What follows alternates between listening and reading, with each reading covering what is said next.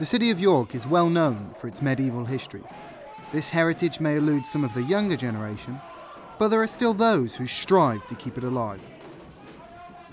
Many refer to this period as the Dark Ages. However, some choose to think of it as the Fun Ages. This is the University of York Medieval Society. Well, I'm Eric, university fresher, archaeology student. I've been in the Medieval Society for about a few months, starting in October. My name's Edmund. I'm a history student at the University of York. I've been in it just over a year now, so January 2011. I think we went. Well, I'm Jacob. I'm a theoretical physicist, second year. I'm currently the chair of MedSoc and some other societies around the university, mostly QISOC. I'm also the person who teaches the swords to the people who come along, so I've got to try and know my stuff and hope to know it better than they do is the objective. My name is Alison Isberg and I'm in the Masters in Medieval Studies course down at the Centre for Medieval Studies, and basically I was here 2 years ago as a visiting student in the history department, and that's when I found the program and really liked it, and I found Medieval Society. So technically I guess I've been a part of Medieval Society for about two and a half years. Right now I'm kind of the MedSoc mother. My official role is social secretary, so I organize our outings and reserve rooms when we're going to have a big dinner somewhere and things like that. But basically I make sure that everything is coordinating well, that people are getting along well. If there's a problem between people, I'll kind of mediate it and that sort of thing.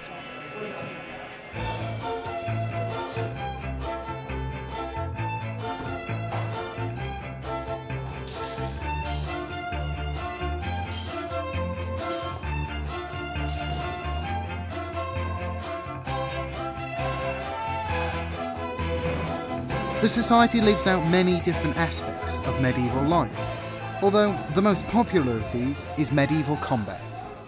I love it, absolutely. I joined it because of my passion in medieval, everything medieval really, everything that has to do with combat and stuff.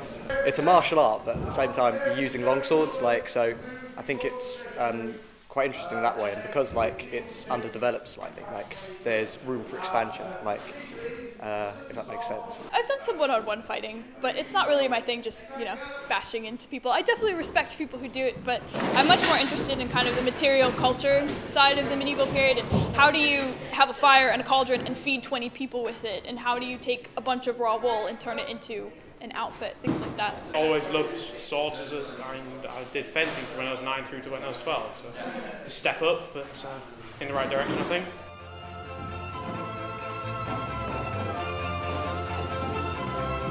Despite being enthralled by the medieval period, most agree that they would rather not actually live in medieval times. I think the difference is that when I make a mistake, I get hit with a long, blunt sword, whereas they would lose a hand, a limb, or whatever. So, obviously, it's that balance of romanticising violence to a certain extent. I've been debating that in my head, and on one side, yes, because wearing a sword at all times and stuff. But on the other hand, the chances of being born into a family which would allow me to be a knight, or even have the circumstances to become a mercenary or anything like that, would be pretty slim. And also, medical care and everything we have today wouldn't exist, so I wouldn't mind being born there, but I think I prefer doing this now than back then. You don't stand a risk of getting your limbs chopped off. But at the same time, it depends where you're born, isn't it? Because if you were born to a peasant family, you wouldn't be doing this. You'd be in a farm, and then somebody would come, you'd be in the line to the spear, and just hoping to stab something that comes past, and hope not to get cut to pieces.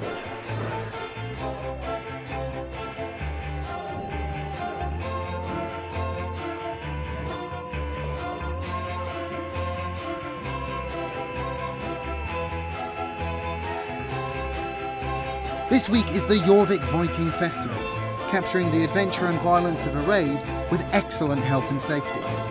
This year, for the first time, the Society are hoping to play an active role in the festival. Yes, very excited. I've wanted to go for years, and of course I've never been in the country. So basically we're all going to be in our kit the whole week while going to class and things like that, so it should be a lot of fun. This will be my first reenactment festival on a field. So it'll be again different. Whereas I'm used to one-on-ones, this will be a big group thing. So I never heard of it either. I don't know why, but never come across it. So this is like my first time attending it, and being in it is really exciting.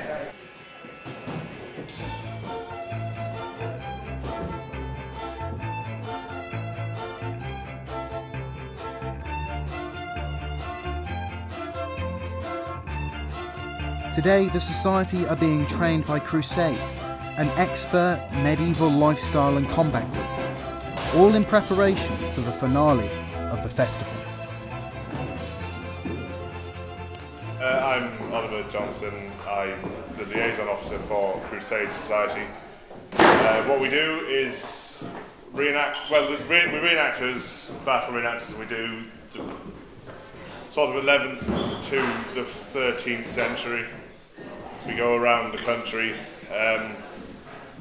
We've got shows everywhere, from Hastings in the south to Lanark in Scotland, so everywhere. We also do the Jorvik Festival. I'm enjoying it quite a lot today because it's a bit different from what I'm used to, using a shield and single-handers rather than long swords. So yeah, it's interesting.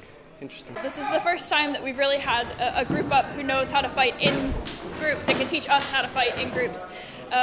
So I think everything's going pretty well. If we can get all the sewing done and all the kits sewn, then we'll be fine. Yeah, they're a lot better than the standard kind of people we bring in from scratch. They did a lot better. Yeah. It was good fun. I learned different style. It's very different. Well, it's not very different, but I keep dropping into our old style, which meant that I kept accidentally doing the wrong thing. It's not dangerous. There's a lot of common sense. There are a lot of rules to protect you, because otherwise you do get injured. If you don't wear gauntlets, then you end up with chunks taken out of your hand. It's not a pleasant sight, and it's not fun to deal with afterwards.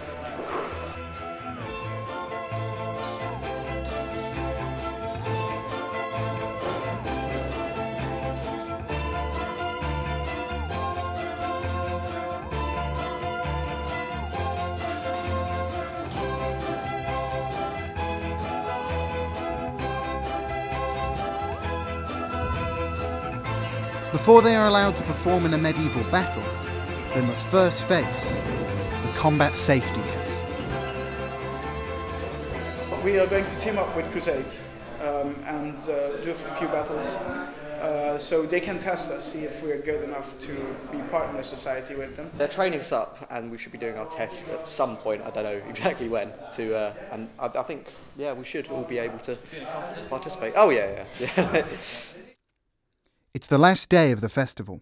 The final battle reenactment is in sight. But how many warriors fell at the hands of the combat safety test? The combat test went pretty well. We had 4 people pass the combat test, 3 of whom are here who will be fighting, and then we had 1 other member who did a combat test with another group, and that transferred over, so I think we should have 4 or 5 guys altogether. However, the few members who passed the test do not seem to know exactly what's in store for them. I don't know exactly. I gather it will be a couple of hundred, but It's a big fight, big battle, a bit like the skirmishes we had over here, but on a larger scale. I don't really know what the story behind it is, if it's Saxons against Vikings or something else, but it's going to be pretty spectacular, I hope. Lots of bloodshed, hopefully. A bit of gutting, maybe a bit of butchering as well, you never know. Basically, we're going to go to the race course and have battle there, and then there'll be the boat burning, and then there'll be drinking, hopefully, everything else. Despite this uncertainty, they try not to show nerves. Do you feel nervous about it? no. No, not at all. No. I probably will once I'm in it, and then when we start fighting, it will be okay. But I'm not really nervous. I'm pretty excited though. Yeah. A bit of nerves, but then if you're not nervous, then what's the point of doing it? You need to seek the thrills, don't you? See how many get before you got got. Perhaps they should have been more worried, as their fate was sealed by historical fact. In the sunshine at Stamford Bridge, enjoying the waters of the river. Light the fire. What did you say?